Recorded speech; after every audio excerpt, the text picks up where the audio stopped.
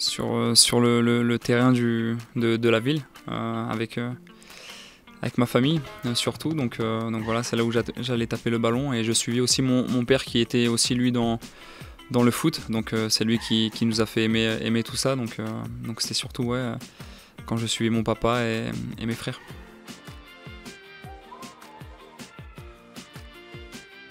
Oui, j'ai une grande famille, donc forcément on est une famille assez unie. Voilà, elle a une place forcément très importante dans ma vie. Donc voilà, après on a été un peu aussi... donc il y avait beaucoup de garçons, donc forcément on aimait beaucoup le foot. Mais très honnêtement, voilà, on n'était tous pas fixés sur le fait d'être un jour joueur professionnel. Je pense qu'on prenait surtout du plaisir. Et voilà, en continuant, moi j'ai réussi à voilà, en faire mon métier. Mais voilà, je pense qu'aujourd'hui ils sont très fiers de moi, mais pas seulement sur le plan footballistiquement parlant, plus humainement où voilà, j'essaie d'être d'une part un relais dans ma famille, mais surtout aussi un exemple pour eux.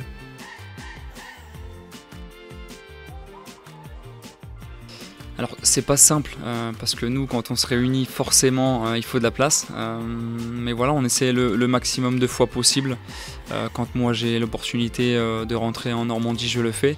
Là même pour eux, quand ils peuvent venir me voir à un match, ils le font, mais voilà, c'est comme je l'ai dit, c'est compliqué quand chacun a son emploi du temps. Donc voilà, après c'est surtout dans, j'ai envie de dire, tout ce qui est fête de famille, tout ce qui est Noël, on essaie vraiment de se réunir et je pense que c'est dans ces moments-là aussi on prend beaucoup de plaisir.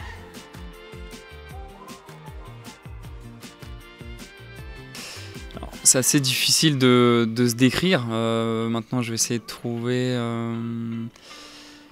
je suis un coéquipier, j'ai pas envie de dire modèle, parce que c'est faux.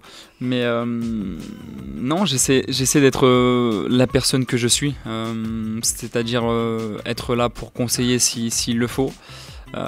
J'aime beaucoup aussi entendre l'avis des autres, parce que je pense qu'il faut aussi s'en servir, mais j'essaie tout simplement de rester moi-même, de ne pas jouer un rôle.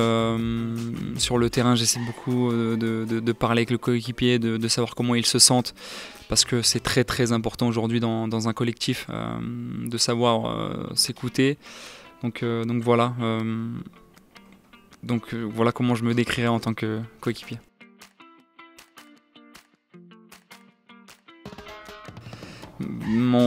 C'est mon seul but en Ligue 1.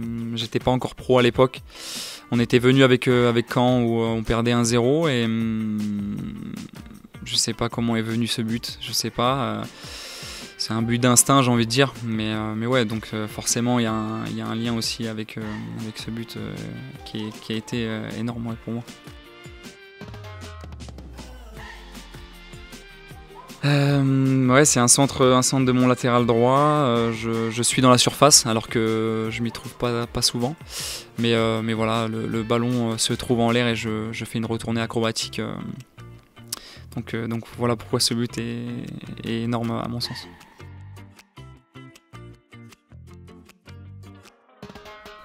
Non, c'est toujours sympa quand on change de club. J'ai envie de dire que le métier déjà de footballeur nous amène ça. On est amené souvent à changer de ville, changer de club. Donc voilà, je pense qu'il faut prendre aussi ce bon côté-là du métier et essayer d'aller découvrir les villes tout simplement où on va. Donc moi j'ai été à Caen, je suis né là-bas juste à côté. Donc la Normandie je connais, j'ai été récemment à Strasbourg, donc me voilà aujourd'hui à Metz, donc j'ai envie de découvrir la ville. Forcément je vais parler avec mes coéquipiers et aussi des anciens qui sont passés par ici.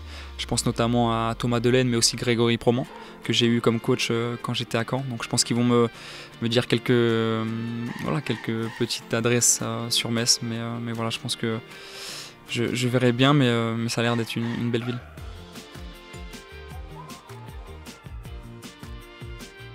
Tout simplement que j'ai hâte de découvrir le stade, hâte de donner le meilleur de moi-même et j'espère qu'on fera une belle saison.